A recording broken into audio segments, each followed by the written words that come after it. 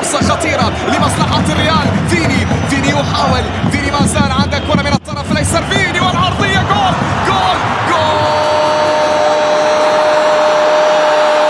فعلها فيني. جميل، فرصة خطيرة لمصلحة الريال. فيني يحاول، فيني ما زال عنده كرة من الطرف الأيسر، فيني والعرضية جول جول جول، فعلها فيني. عند زكريا سامي، لكن سلطان الغنام يستخلص الى مران، ياخذ خطأ من ادريس صديقي، وضربة حرة لمصلحة نادي النصر. البرازيلي لويس جوستافو يرجع يبدأ عند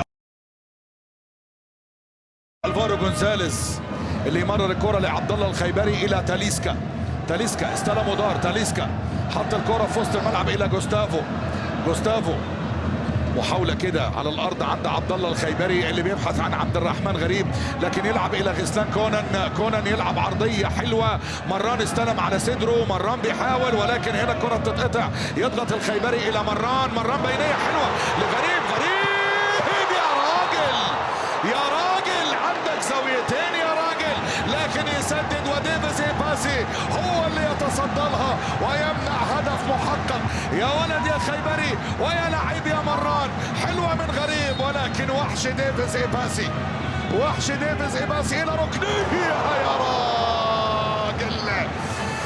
فرص رائعة من النصر والفارو جونزاليز على القائم الأول، لكنها بتعلى عن العارضة ومدرج النصر يشتعل. شوف الكرة من غريب وشوف هنا الفارو يا لعيب، لكنها علت العارضة وإلى ضربة مرمى في ظل حسرة